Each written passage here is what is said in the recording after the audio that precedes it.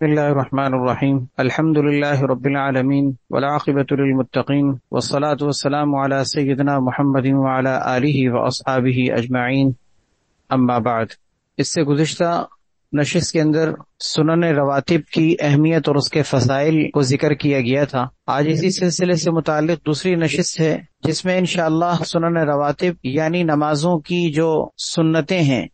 جو نمازوں سے پہلے یا نماز کے بعد پڑھی جاتی ہیں، ان کے مسائل اور احکام انشاءاللہ ذکر کیے جائیں گے۔ فرض نمازوں کے ساتھ اللہ تعالیٰ نے جو سنتوں کا سلسلہ رکھا ہے، چاہے وہ نماز سے پہلے پڑھی جاتی ہوں یا نماز کے بعد پڑھی جاتی ہوں، چاہے وہ سنت مؤکدہ ہوں یا غیر مؤکدہ ہوں، ان کو سنن رواتب کہا جاتا ہے۔ اور ان سنن رواتب کے فضائل پچھلی نشست کے اندر تفصیل سے گزر چکے ہیں کہ نبی کریم صلی اللہ علیہ وسلم نے ان سنتوں کے اوپر کتنی فضیلتوں کو بیان کیا ہے، ان کے پڑھنے والے کے لیے کس قدر اجر و ثواب کو بیان کیا ہے۔ آج انشاءاللہ اس کے مسائل اور احکام ذکر کیے جائیں گے کہ ہمیں ان کے مسائل سے آگاہی بھی ضروری ہے تاکہ ہمیں پتہ ہو کہ ان کے مسائل کے اندر کیا کیا چیزیں قابل لحاظ ہیں جن کو ملحوظ رکھنا چاہیے۔ سب سے پہلی بات تو ہمیں پانچوں نمازوں سے پہلے اور بعد کی جو سنتیں ہیں ان کی تفصیل معلوم ہونی چاہیے کہ وہ پانچوں نمازوں سے پہلے اور بعد کی سنتیں کون کون سی ہیں اور کتنی ہیں۔ فجر سے پہلے 2 رکعت جو پڑھی جاتی ہے یہ سنت مؤکدہ ہے، اس کا پڑھنا ضروری ہے اور احادیث طیبہ میں اس کی بڑی تاکید آئی ہے۔ اس کے بعد ظہر کی نماز سے پہلے 4 رکعت سنت مؤکدہ ادا کی جاتی ہیں اور ظہر کی نماز کے بعد 2 رکعت مؤکدہ اور 2 رکعت نفل ادا کی جاتی ہیں۔ عصر سے پہلے 4 رکعت سنت غیر مؤکدہ ہیں اور مغرب کے بعد 2 رکعت سنت مؤکدہ، اس کے بعد پھر 2 رکعت نفل۔ عشاء سے پہلے 4 رکعت سنت غیر مؤکدہ اور عشاء کے بعد 2 رکعت سنت مؤکدہ، پھر 2 رکعت نفل، پھر وتر کی 3 رکعتیں اور اس کے بعد پھر 2 رکعت نفل۔ جمعے سے پہلے 4 رکعت ایک سلام کے ساتھ، یہ سنت مؤکدہ ہے۔ بعد میں 6 رکعت مسنون ہیں، یعنی پہلے 4 رکعت ایک سلام سے اور اس کے بعد 2 رکعت، یہ سب سنت مؤکدہ ہیں۔ اس کے بعد پھر 2 رکعت نفل۔ عصر اور عشاء کی نماز سے پہلے 4 رکعت جو ادا کی جاتی ہیں یہ سنت غیر مؤکدہ ہیں، لیکن اگر کوئی وقت وغیرہ کم ہو تو عصر اور عشاء کی نماز سے پہلے صرف 2 رکعت بھی اگر کوئی پڑھ لے تب بھی جائز ہے۔ یہ تو ہو گئی سب سے پہلی بات کہ پانچوں نمازوں کی سنتوں کی تفصیل کیا ہے۔ دوسری بات یہ کہ ان پانچوں نمازوں میں جو سنتیں ادا کی جاتی ہیں ان میں سب سے زیادہ تاکید کس سنت کی ہے؟ سب سے زیادہ تاکید فجر کی نماز سے پہلے جو 2 رکعت سنت مؤکدہ ادا کی جاتی ہے، یہ 2 رکعت سنت مؤکدہ تمام سنتوں میں سب سے زیادہ مؤکد ہیں، یعنی ان کی سب سے زیادہ تاکید کی گئی ہے۔ علماء نے ترتیب کے اعتبار سے ذکر کیا ہے کہ سب سے پہلے اور سب سے زیادہ تاکید کے اعتبار سے پہلے نمبر پر فجر کی 2 رکعتیں، اس کے بعد دوسرے نمبر پر ظہر سے پہلے کی 4 سنتیں مؤکدہ ہیں، اس کے بعد سب برابر ہیں۔ گویا کہ تمام نمازوں میں 2 نمازوں کی سنتیں سب سے زیادہ مؤکد ہیں اور ان کی تاکید سب سے زیادہ کی گئی ہے، یعنی ان کا اہتمام سب سے زیادہ کرنا چاہیے۔ ایک فجر سے پہلے کی 2 رکعت مؤکدہ اور دوسری ظہر سے پہلے 4 رکعت سنت مؤکدہ۔ تیسری بات یہ کہ یہ جو سنتیں ہیں ان سنتوں کا اہتمام کرنا چاہیے، چاہے وہ مؤکدہ ہوں یا غیر مؤکدہ ہوں۔ اس میں مؤکدہ غیر مؤکدہ کا فرق مسئلے کے اعتبار سے بیان کرنے کے اعتبار سے تو ہے، لیکن عملی زندگی کے اندر ہمیں ان کے اندر تمام سنتوں کا ہی اہتمام کرنا چاہیے، چاہے وہ مؤکدہ ہوں یا غیر مؤکدہ۔ اسی طرح جو نوافل بھی ان کے ساتھ پڑھی جاتی ہیں ان نوافل کو بھی چھوڑنا نہیں چاہیے، اس لیے کہ فضائل کے اعتبار سے صرف سنت مؤکدہ ہی کی فضیلت نہیں بلکہ غیر مؤکدہ کی بھی فضیلتیں اور ان کا بھی اجر و ثواب ذکر کیا گیا ہے، جیسے کہ عصر سے پہلے کی 4 رکعت اگرچہ وہ مؤکدہ نہیں ہیں لیکن کتنی فضیلت حدیث میں ذکر کی گئی ہے کہ اللہ کے نبی صلی اللہ علیہ وسلم نے ایسے شخص کے لیے رحمت کی دعا فرمائی جو عصر کی نماز سے پہلے 4 رکعت ادا کرتا ہو۔ لہذا جو فضائل اور اجر و ثواب اور انعامات کے وعدے کیے گئے ہیں ان کی وجہ سے ہمیں کسی بھی سنت سے محروم نہیں رہنا چاہیے۔ جس طرح ہم فرض نماز کا اہتمام کرتے ہیں اسی طرح اس سے پہلے کی اور بعد کی سنتوں کا بھی اہتمام کریں۔ ایک تو یہ کہ نبی کریم صلی اللہ علیہ وسلم کی یہ سنت ہے اور سنت کوئی چھوڑنے کی چیز نہیں بلکہ اپنانے کے قابل ہوتی۔ دوسرا اس پر فضائل اور اجر و ثواب کے وعدے کیے گئے تو فضائل کی وجہ سے بھی ہمیں اس میں آگے بڑھنا چاہیے، سبقت کرنی چاہیے۔ تیسرا یہ کہ ان سنتوں کے ذریعے سے، چاہے وہ سنت مؤکدہ ہوں یا غیر مؤکدہ، نوافل ہوں، سنن ہوں، ان سب کے ذریعے سے فرائض کی تکمیل ہوتی ہے، فرائض کی کمی کوتاہی کو دور کیا جاتا ہے۔ قیامت کے دن نمازوں کے حساب کتاب کے وقت میں جو کمی کوتاہی ہو گئی ہوگی، اللہ تعالیٰ سنن اور مستحبات کے ذریعے سے، نوافل کے ذریعے سے اللہ تعالیٰ اس کی تلافی فرمائیں گے۔ تو ہمیں ان چیزوں میں پیچھے نہیں رہنا چاہیے، سستی اور غفلت نہیں کرنی چاہیے، بلکہ فرائض کے ساتھ ساتھ ہمیں سنتوں کا بھی اہتمام کرنا چاہیے۔ پھر اگر کوئی ان سنت مؤکدہ کو نہ پڑھے اور اس کو ترک کر دے بغیر کسی عذر کے، تو اس کے بارے میں فقہا نے یہ بات لکھی ہے کہ وہ گناہگار ہوگا، کیونکہ یہ کوئی اختیاری چیز نہیں، کیونکہ سنت مؤکدہ اس کا پڑھنا ضروری ہے۔ کوئی شخص اگر سستی یا غفلت کی وجہ سے اس کا اہتمام نہ کرتا ہو تو وہ گناہگار ہوگا، کیونکہ اس کے ترک کرنے کی وجہ سے وہ ایک ایسی سنت کو ترک کر رہا ہے جس کی احادیث میں تاکید کی گئی ہے، اور ایسی تاکید شدہ جو سنتیں ہیں ان کا ترک کرنا انسان کے لیے گناہ کا باعث ہوتا ہے۔ بلکہ علماء نے تو مسئلہ یہ بھی ذکر کیا ہے کتابوں میں کہ اگر کوئی ان سنتوں کی تحقیر کرتا ہو، ان کو درست نہ مانتا ہو، ان کو کمتر سمجھتا ہو، بے حیثیت یا ہلکا سمجھتا ہو، تو یہ اس کے کفر تک پہنچانے کا ذریعہ بن سکتا ہے، اس لیے کہ کسی بھی سنت کا ترک الگ چیز ہے اور اس کی تحقیر انسان کو کفر تک پہنچا دیتی ہے۔ چوتھی بات یہ کہ یہ جو نمازوں سے پہلے یا بعد میں سنتیں مقرر کی گئی ہیں، ان کی حکمت کیا ہے، ان کا مقصد کیا ہے؟ علماء نے اس کی مختلف حکمتیں ذکر کی ہیں کہ ان کے مقرر کرنے کی وجہ کیا ہے۔ سب سے پہلی وجہ یہ ذکر کی گئی ہے کہ یہ شیطان کی ذلت اور رسوائی کا سبب بنتے ہیں، یعنی ان سنتوں کا اہتمام کرنے سے شیطان ذلیل اور رسوا ہوتا ہے۔ اس کی وجہ یہ کہ شیطان جب یہ چیز دیکھتا ہے کہ یہ تو سنتیں بھی ترک نہیں کر رہا تو فرض کیسے ترک کرے گا، تو یہ چیز شیطان کے لیے بھاری اور اس کے لیے ذلت اور رسوائی کا سبب بنتی ہے، کیونکہ شیطان تو نماز سے دور کرنا چاہتا ہے، وہ تو چاہتا ہے کہ فرض نماز بھی نہ پڑھنے دے۔ تو جو شخص فرض نماز کیا بلکہ سنتوں کا بھی اہتمام کر رہا ہو تو یہ تو اس کے لیے، شیطان کے لیے زیادہ ذلت اور رسوائی کا سبب بنتا ہے۔ دوسری حکمت اس کی یہ بھی ذکر کی گئی ہے کہ فرض نماز سے پہلے یا فرض نماز کے بعد جو سنتیں پڑھی جاتی ہیں، ان کی وجہ سے فرائض کی تکمیل ہوتی، جیسے کہ ابھی میں نے عرض کیا تھا کہ قیامت کے دن جب حساب اور کتاب ہوگا فرائض کا، تو اس میں کمی کوتاہی کو نوافل اور سنن کے ذریعے سے مکمل کیا جائے گا۔ تو یہ فرائض سے پہلے یا بعد میں جو سنتیں مقرر کی گئی ہیں، ان کے ذریعے سے انسان کے فرائض کی تکمیل ہوتی۔ اسی طرح تیسرا فائدہ اور تیسری حکمت یہ ذکر کی گئی ہے کہ فرض سے پہلے جو ہم سنت پڑھتے ہیں اس سے غفلت ٹوٹتی ہے، غفلت کا ازالہ ہوتا ہے، کیونکہ انسان جب دنیا کے ماحول سے نکل کر، اپنی مصروفیات سے نکل کر نماز کے لیے کھڑا ہوتا ہے تو فوراً وہ نماز میں حاضر نہیں ہوتا، فوراً اس کا دماغ حاضر نہیں ہوتا، اس کی ذہنی یکسوئی نماز کے اندر نہیں بنتی۔ تو اب اگر وہ سنتیں پڑھے گا نماز سے پہلے، فرض نماز سے پہلے سنت پڑھے گا،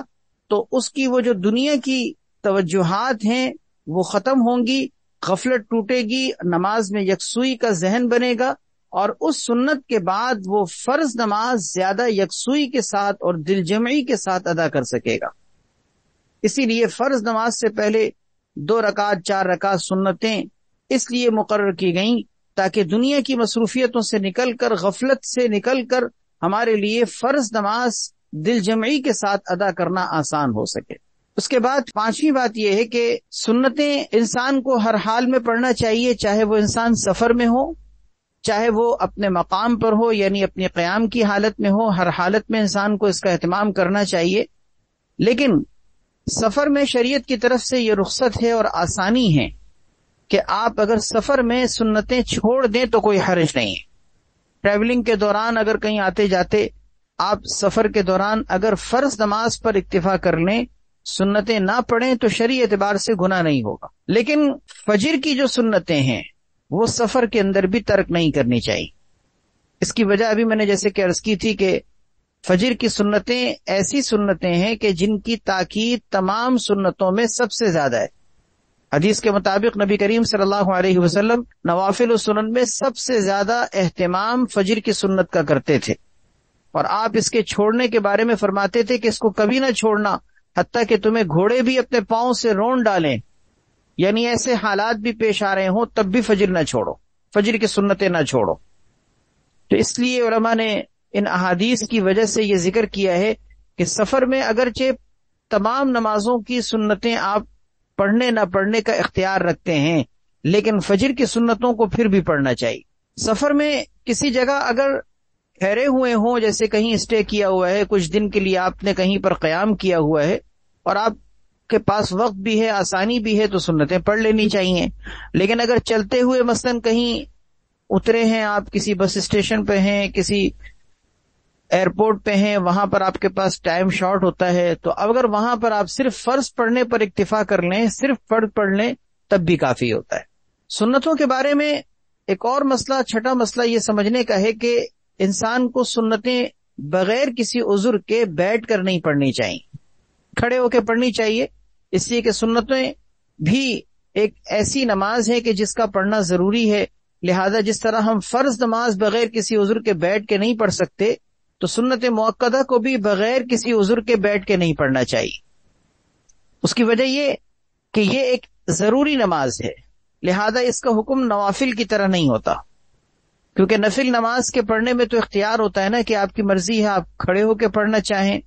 یا بیٹھ کے پڑھنا چاہیں، دونوں چیزوں کا اختیار ہوتا ہے۔ البتہ اجر و ثواب کے اعتبار سے فرق آتا ہے کہ کھڑے ہو کے نماز پڑھنے کی صورت میں نماز کا ثواب جو ملتا ہے، بیٹھ کے پڑھنے کی صورت میں اس کا آدھا یعنی 50% ملتا ہے۔ تو اس لیے نفل نماز میں اگرچہ آپ بغیر کسی عذر کے بھی، کوئی بیماری بھی نہ ہو، پریشانی بھی نہ ہو، آپ ویسے ہی بیٹھ کے پڑھیں تب بھی اختیار تو ہے، لیکن نماز کا اجر آپ کا 50% ہوگا۔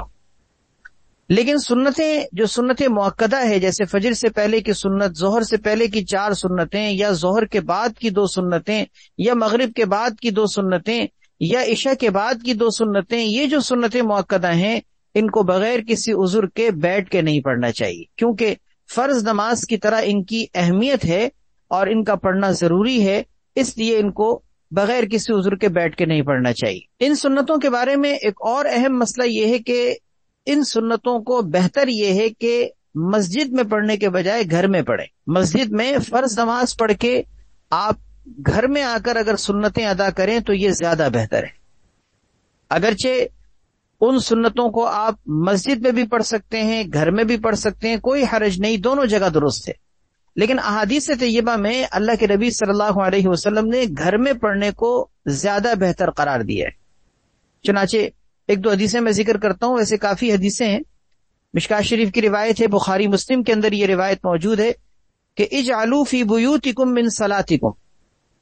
کہ تم اپنے گھروں میں بھی اپنی نماز کا کچھ حصہ رکھا کرو، صرف مسجد میں ہی جا کے فرض مت پڑھا کرو، بلکہ اپنے گھروں میں بھی نماز کا کچھ حصہ رکھا کرو۔ ایک اور روایت میں ہے کہ آپ صلی اللہ علیہ وسلم نے فرمایا کہ اے لوگوں، اپنے گھروں میں بھی نماز پڑھا کرو، کیونکہ انسان کا اپنے گھر میں نماز پڑھنا زیادہ افضل ہوتا ہے، البتہ فرض نماز کا مسجد میں جماعت کے ساتھ ادا کرنا افضل ہے، کیونکہ وہ تو فرض نماز ہے، جماعت کے ساتھ مسجد میں ہی ادا کی جائے گی، مردوں کے لیے حکم یہی ہے، لیکن اس کے علاوہ جو سنتیں ہیں، نوافل ہیں، وہ گھر میں پڑھنا مرد کے لیے زیادہ افضل ہے۔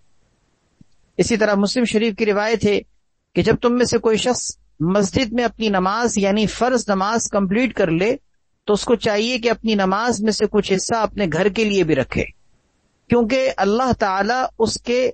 گھر میں نماز پڑھنے کی برکت سے گھر میں خیر اور برکت نازل فرماتے ہیں۔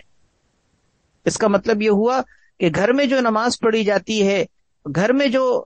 نماز ادا کی جاتی ہے، اس نماز کی برکت سے گھر میں خیر پیدا ہوتی ہے، برکت پیدا ہوتی ہے، اللہ کی رحمتیں اور راحتیں نازل ہوتی ہیں۔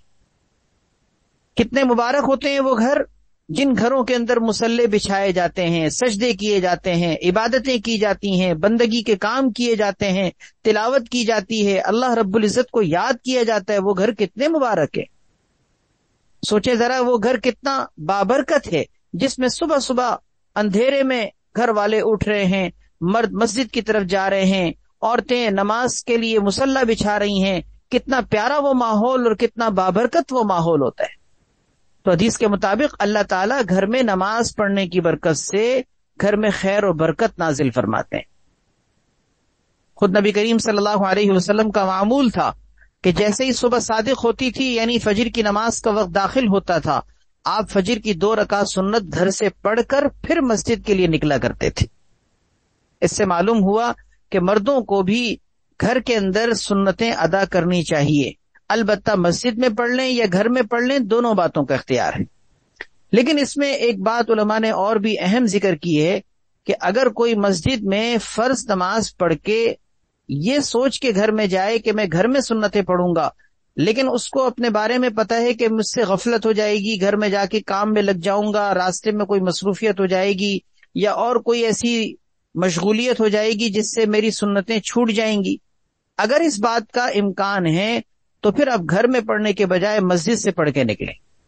کیونکہ آپ کو اس بات کا امکان ہے کہ میں گھر جاؤں گا تو کہیں یہ سنتیں چھوٹ نہ جائیں، راستے میں کوئی مصروفیت ہونے کا امکان ہے، یا گھر میں جا کر بعض اوقات آپ کو اپنے بارے میں پتہ ہے کہ میں کسی کام میں لگ جاتا ہوں، بھول ہو جاتی ہے یا مشغولیت ہو جاتی ہے، تو پھر بہتر یہ ہے کہ پھر چھوڑنے کے بجائے مسجد سے پڑھ کر پھر گھر جائیں۔ یہ جو بھی کہا جا رہا تھا کہ گھر میں جا کے پڑھیں، یہ ان کے لیے کہ جن کو اس بات کا یقین ہو کہ میں گھر جا کر اہتمام سے پڑھوں گا، ان کے لیے یہ کہا جا رہا ہے۔ سنتوں کے بارے میں ایک اور مسئلہ یہ سمجھنے کا ہے کہ سنتوں کی قضا نہیں ہوتی، اگر کسی کی سنتیں رہ گئیں تو اس پر استغفار کرنا چاہیے۔ مثال کے طور پر اگر کسی کی سنتیں رہ گئیں، وہ نہ پڑھ سکا، ظہر کی فرض نماز پڑھی، اس سے پہلے کی 4 رکعت سنتیں نہیں پڑھ سکے یا بعد کی 2 سنتیں نہیں پڑھ سکے، تو اب ایسی صورت میں اگر وقت بھی نکل گیا، ظہر کا وقت چلا گیا، عصر کا وقت داخل ہو گیا، پھر یاد آیا کہ ظہر کی سنتیں تو رہ گئی ہیں، تو اب اس پر انسان کو استغفار کرنا چاہیے، اس کی قضا نہیں ہے۔ فرض نماز کی تو قضا ہوتی ہے لیکن سنتوں کی قضا نہیں ہوتی۔ البتہ فجر کی جو سنت ہے اس کے بارے میں تھوڑی سی تفصیل ہے، وہ میں ذکر کرتا ہوں کہ فجر کی سنت اگر رہ جائے تو اس کی قضا کی جاتی، اور اس کی بھی پھر 2 صورتیں ہیں کہ اگر کسی کی مثال کے طور پر فجر کی فرض نماز پوری کی پوری رہ جائے، قضا ہو جائے، جیسے کسی کی آنکھ کھلی اور سورج نکل چکا ہو، سورج طلوع ہو چکا ہو، فرض نماز کا وقت نکل چکا ہے، اب جب وہ فجر کی فرض نماز کی قضا کرے گا تو ساتھ میں اس کو فجر کی سنتیں بھی پڑھنی چاہیے، لیکن یہ حکم اس دن زوال سے پہلے پہلے ہے۔ جیسے مثال کے طور پر اگر آپ کا آج کے دن فجر کی نماز کا معاملہ رہ گیا تھا، فجر کی نماز آپ نہ پڑھ سکے تھے، تو آپ اسی دن زوال سے پہلے پہلے اگر فجر کی قضا کریں تو ساتھ میں 2 رکعت سنتوں کی بھی قضا کریں گے، 2 رکعت سنت پڑھیں گے پہلے اور اس کے بعد پھر 2 رکعت فجر کی قضا کریں گے، لیکن یہ اس دن زوال سے پہلے پہلے ہے۔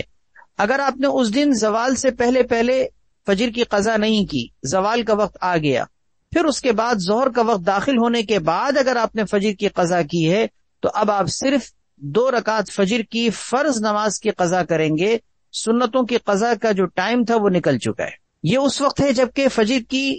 نماز ہی پوری قضا ہو جائے۔ اگر کسی کی دوسری صورت یہ کہ اگر کسی کی صرف فجر کی نماز کی سنتیں رہ جائیں، مثلا وہ آخری وقت میں اٹھا، آنکھ کھلی، دیکھا کہ اس کے پاس وضو کر کے صرف فرض نماز کا ٹائم ہے، سنتیں پڑھنے کا ٹائم نہیں ہے، تو ایسی صورت میں آپ فرض نماز پڑھ لیں فجر کی، اور یہ جو 2 سنتیں آپ کی رہ گئی ہیں ان کو سورج نکلنے کے بعد جب کچھ وقت نکل جائے اور اس کے بعد اشراق کا وقت داخل ہو جائے تو اس وقت پھر آپ اس فجر کی سنتوں کو پڑھ لیں، اور یہ وقت، یہ ٹائم چلتا رہے گا دوپہر زوال تک، ظہر کے وقت کے داخل ہونے تک۔ چنانچہ دوپہر میں زوال سے پہلے پہلے آپ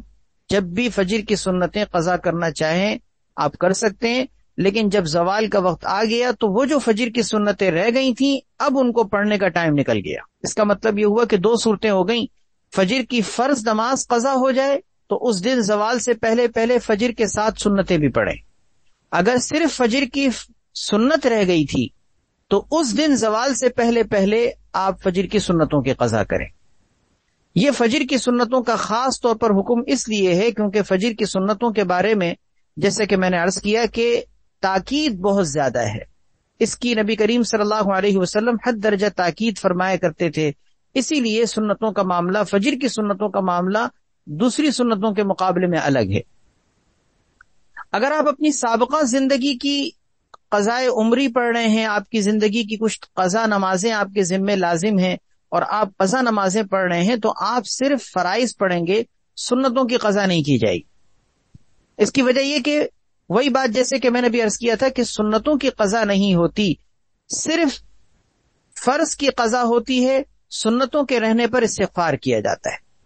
اور فجر کی سنتوں کا معاملہ بھی صرف اس دن زوال سے پہلے پہلے ہوتا ہے، اگر اس دن زوال کا وقت ختم ہو جائے تو اس کے بعد پھر فجر کی سنتوں کا معاملہ بھی نکل جاتا ہے۔ ظہر سے پہلے جو 4 رکعت سنتیں پڑھی جاتی ہیں، اس کا مسئلہ بھی سمجھنا چاہیے کہ اگر کسی کی ظہر سے پہلے 4 رکعت سنتیں رہ جائیں، مثلا مرد حضرات مسجد میں جا کے نماز پڑھتے ہیں، اب آپ ایسے وقت میں مسجد میں انٹر ہوئے کہ ظہر کی جماعت کھڑی ہو چکی تھی، اب ظاہر ہے کہ آپ سنتیں تو نہیں پڑھیں گے، آپ کو فرض میں شامل ہونا ہے، کیونکہ جب فرض نماز اسٹارٹ ہو جائے تو پھر اس صورت میں پھر انسان کو سنتیں نہیں پڑھنی چاہیے، پھر انسان کو نماز میں شامل ہونا چاہیے۔ لیکن یہ جو 4 رکعت آپ کی سنت رہ گئیں، ان کو ظہر کے بعد پڑھنا چاہیے، ظہر کی نماز کے بعد ان کو ادا کرنا چاہیے، چھوڑنا نہیں چاہیے، کیونکہ ظہر کے بعد بھی ان کا وقت چل رہا ہوتا ہے۔ ظہر کا وقت جب تک چل رہا ہے، عصر کا وقت جب تک داخل نہیں ہوا، ظہر کے بعد آپ ان سنتوں کو پڑھ لیں۔ اب ظہر کے بعد کس طرح پڑھیں؟ 2 طریقے اس کے ذکر کیے گئے ہیں کہ پہلے ظہر کے بعد کی 2 سنتیں پڑھیں، پھر ظہر سے پہلے کی 4 سنتیں پڑھیں، ایک طریقہ یہ ہے، اور دوسرا طریقہ یہ کہ ظہر کے بعد پہلے 4 رکعت جو رہ گئی تھی وہ پڑھیں اور پھر 2 رکعت سنت پڑھیں۔ دونوں طریقے جائز ہیں، البتہ بہتر یہ ہے کہ پہلے ظہر کے بعد 2 سنتیں جو ظہر کے بعد پڑھی جاتی ہیں وہ پہلے پڑھ لیں، تاکہ وہ اپنی جگہ سے آگے پیچھے نہ ہو، ان کا جو وقت ہے وہ اپنے وقت پہ ادا ہو جائیں۔ اس کے بعد پھر ظہر سے پہلے کی جو 4 سنتیں آپ کی رہ گئی تھیں، ان سنتوں کو پھر 2 رکعت کے بعد ادا کریں۔ فجر کی جو سنتیں پڑھی جاتی ہیں 2 رکعت، ان کے بارے میں سنت طریقہ یہ ہے کہ ان کو مختصر پڑھا جائے، ان کو لمبا اور لمبی طریقے سے ادا کرنے کی ضرورت نہیں، کیونکہ نبی علیہ الصلوۃ والسلام کا جو طریقہ تھا وہ آپ صلی اللہ علیہ وسلم فجر کی سنتوں کو بہت مختصر پڑھتے تھے۔ صحیح مسلم کی روایت ہے کہ وَيُخَفِّفُهُمَا، آپ صلی اللہ علیہ وسلم فجر کی سنتوں کو بہت ہلکے پڑھتے تھے، یعنی طویل نہیں کرتے تھے، لمبا نہیں کرتے تھے، بلکہ فجر کی سنتوں میں مسنون قرات بھی نبی کریم صلی اللہ علیہ وسلم کی ذکر کی گئی ہے کہ آپ صلی اللہ علیہ وسلم فجر کی سنتوں میں پہلی رکعت میں سورۃ الکافرون یعنی قل یا ایھا الکافرون پڑھتے تھے،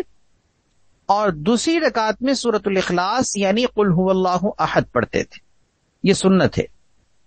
بہتر یہ ہے کہ انسان یہ قرات کرے، لیکن ضروری نہیں، اگر آپ اس کے علاوہ کوئی اور صورتیں یا کوئی اور آیات پڑھنا چاہتے ہیں تو وہ بھی پڑھ سکتے ہیں، لیکن کوشش یہ کریں کہ یہ 2 صورتیں پڑھیں، کیونکہ یہ نبی کریم صلی اللہ علیہ وسلم کی سنت ہے۔ اچھا، فجر کی نماز سے پہلے جو 2 سنتیں پڑھی جاتی ہیں، ان 2 سنتوں کے علاوہ اور کوئی نفل نہیں پڑھی جائے گی۔ جب فجر کا وقت داخل ہو گیا تو اب آپ نے صرف 2 رکعت سنت پڑھنی ہے، کوئی نفل اس کے ساتھ آپ نہیں پڑھیں گے۔ حتیٰ کہ اگر آپ مسجد میں داخل ہوں تو آپ کو مسئلہ معلوم ہے کہ مسجد میں داخل ہوتے ہوئے انسان کو تحیۃ المسجد پڑھنی چاہیے، آپ نے وضو کیا ہے تو تحیۃ الوضو پڑھنی چاہیے، یا اسی طریقے سے آپ صلاۃ الشکر پڑھنا چاہتے ہیں، آپ صلاۃ الاستخارہ پڑھنا چاہتے ہیں، صلاۃ التسبیح پڑھنا چاہتے ہیں، یا صلاۃ الحاجت پڑھنا چاہتے ہیں، یہ ساری نفل نمازیں فجر کے وقت کے داخل ہونے کے بعد اب نہیں پڑھی جائیں۔ آپ اس کو دن میں کسی بھی وقت پڑھ لیں، لیکن فجر کا وقت داخل ہونے کے بعد اب صرف 2 رکعت سنت، اور کوئی نماز نفل نہیں۔ ہاں، اگر آپ کی کوئی قضاء عمری کی ترتیب ہے یا آپ کوئی سابقہ زندگی کی قضا نماز پڑھنا چاہیں تو آپ بالکل بے شک پڑھ لیں، لیکن اس کے علاوہ کوئی نفل نماز فجر کا وقت داخل ہونے کے بعد پھر نہیں پڑھی جائے۔ اسی طرح سنت کے اندر ایک اور مسئلہ یہ بھی سمجھنا چاہیے کہ سنت کی جتنی بھی رکعتیں ہوں، چاہے وہ 2 رکعت سنت پڑھیں جیسے فجر سے پہلے کی 2 سنت، یا 4 رکعت پڑھیں جیسے ظہر سے پہلے کی 4 رکعت سنت، اس کی تمام رکعتوں کے اندر سورہ فاتحہ کے ساتھ سورت ملائی جائے گی۔ اس کا حکم فرض نماز کی طرح نہیں ہے۔ فرض نماز میں پہلی 2 رکعتوں کے اندر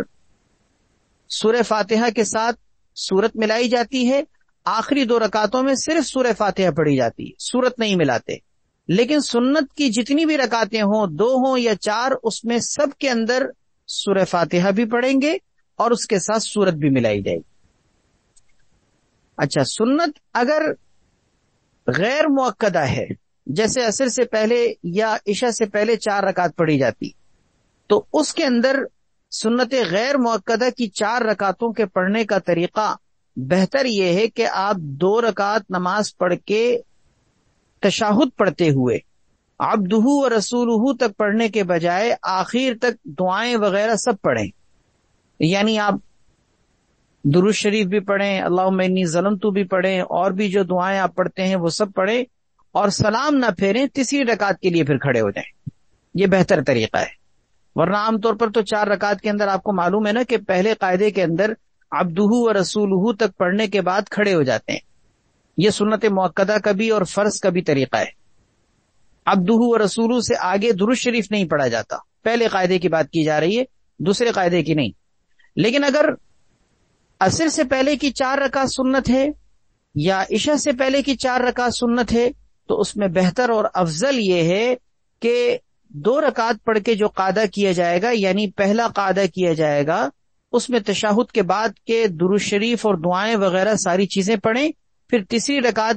کے لیے کھڑے ہو جائیں اور تیسری رکعت کی ابتدا ثنا سے کریں. حالانکہ تیسری رکعت ثنا سے شروع نہیں ہوتی، لیکن اس میں بہتر یہ ہے کہ تیسری رکعت ثنا سے شروع کریں. یعنی ثنا سبحانک اللہم جو پڑھی جاتی ہے وہ پڑھیں، اور اس کے بعد پھر آخر کی 2 رکعتیں مکمل کریں. یہ بہتر طریقہ ہے. لہذا اس سے یہ بات معلوم ہوئی کہ عصر سے پہلے یا عشاء سے پہلے 4 رکعت سنت غیر مؤکدہ اس طریقے سے پڑھنی چاہیے. مسجد میں نماز پڑھنے کی صورت میں آپ اگر سنتیں ادا کر رہے ہوں اور سنتوں کے درمیان اگر مثلاً جماعت شروع ہو جائے تو کیا کرنا چاہیے، اس کا حکم بھی سن لیجئے کہ ایسی صورت میں اگر آپ سنتیں پڑھ رہے ہوں اور تکبیر شروع ہو جائے، اقامت شروع ہو جائے، جماعت کھڑی ہو جائے، تو اس صورت میں سنتوں کو جلدی جلدی اگر آپ مکمل کر سکتے ہیں تو جلدی جلدی مکمل کریں. اگر آپ مثلاً 4 رکعت کی نیت باندھ چکے ہیں اور جماعت کھڑی ہو جائے تو پہلی 2 رکعت پڑھ کے سلام پھیر دیں. اگر آپ تیسری رکعت شروع کر چکے ہیں تو ایسی صورت میں آخری 2 رکعت بھی جلدی جلدی پڑھ کر اس کو مکمل کر لیں. لیکن اس وقت کوشش یہ کرنی چاہیے کہ آہستہ پڑھنے کے بجائے جلدی جلدی پڑھیں تاکہ جماعت شروع ہونے کے بعد سنتیں پڑھنے میں آپ کا وقت صرف نہ ہو. کیونکہ جماعت جب کھڑی ہو جائے تو حدیث کے مطابق فلا صلاۃ الا المکتوبہ، کہ پھر اور کوئی نماز نہیں پڑھنی چاہیے، بس صرف فرض نماز پڑھنی چاہیے. البتہ فجر کی سنتوں کا حکم تھوڑا سا مختلف یہ ہے کہ فجر کی سنتوں کی چونکہ تاکید زیادہ ہے، لہذا بہتر یہ ہے کہ فجر کی سنتیں اگر آپ نے نہ پڑھی ہوں اور آپ مسجد میں پہنچیں جبکہ جماعت شروع ہو چکی ہو، تو اگر آپ جلدی جلدی کہیں کنارے پر کھڑے ہو کر آپ سنتوں کو پڑھ کر نماز میں شامل ہو سکتے ہیں اور آپ کو رکعت ملنے کا امکان ہے، تو ایسی صورت میں آپ سنتوں کو ترک کرنے کے بجائے کہیں کنارے دور کھڑے ہو کر پڑھ کر پھر نماز میں شامل. لیکن اس میں بھی بہتر طریقہ یہ ہے کہ اپنے گھر سے اگر فجر کی سنت پڑھ کے جائیں گے تو یہ سب سے بہتر شکل ہوگی، تاکہ مسجد میں نماز جماعت کے ساتھ شروع ہونے کے بعد آپ کا الگ سے سنتیں پڑھنا لازم نہ ہے. کیونکہ یہ کوئی اچھی صورت نہیں ہوتی کہ مسجد میں جماعت شروع ہو چکی ہو اور ہم مسجد میں کہیں کنارے کھڑے ہو کر اپنی سنتیں پڑھیں. بہتر یہ ہے کہ اس صورت سے بچنا چاہیے. لہذا بہتر شکل یہی ہے کہ سنت کے مطابق اگر آپ فجر کی سنت گھر میں پڑھ کے جائیں گے تو یہ صورتحال پیش ہی نہیں آئی. اسی طرح سنت کے بارے میں ایک اور مسئلہ یہ بھی سمجھنا چاہیے کہ اگر وقت تنگ ہو اور سنتیں پڑھنے کا ٹائم نہ ہو، اگر آپ سنتیں پڑھنے میں لگیں گے تو نماز نکل جائے گی، نماز قضا ہو جائے گی. تو پھر ایسی صورت میں سنتوں کو ترک کر دیں اور قضا نماز ہونے سے بچیں تاکہ نماز ادا ہو، قضا نہ ہو.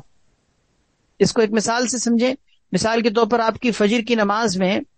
آنکھ ایسے وقت میں کھلی کہ مثلاً 5-7 منٹ باقی رہ گئے ہیں. اب اگر آپ وضو کر کے جلدی جلدی 2 رکعت فرض پڑھیں گے تو آپ کو فرض مل سکتی ہے. لیکن اگر آپ اس وقت میں 2 رکعت سنت بھی پڑھیں اور فرض بھی پڑھیں تو پھر آپ کی فجر کی نماز قضا ہونے کا امکان ہے. تو ایسی صورت میں آپ فجر کی سنتوں کو چھوڑ دیں، کیونکہ نماز جو آپ کی فجر کی فرض نماز ادا ہوگی وہ ادا ہونا ضروری ہے، اس کا قضا ہونے سے بچانا ضروری ہے. لہذا اس کے لیے فی الحال سنتیں چھوڑ دیں فی الحال وقت تنگ ہونے کی وجہ سے آپ اپنی فرض نماز کمپلیٹ کریں، بعد میں پھر سورج نکلنے کے بعد جب اشراق کا وقت داخل ہو جائے پھر ان سنتوں کو پڑھ لیں. یعنی گویا کہ سنتیں اگر وقت تنگ ہو تو سنتوں کو ترک کر دینا چاہیے تاکہ نماز قضا ہونے سے بچے. اسی طرح سنتوں کے بارے میں ایک اور مسئلہ اہم یہ سمجھنے کا ہے کہ سنتیں نماز کے بعد زیادہ تاخیر سے نہیں پڑھنی چاہیے.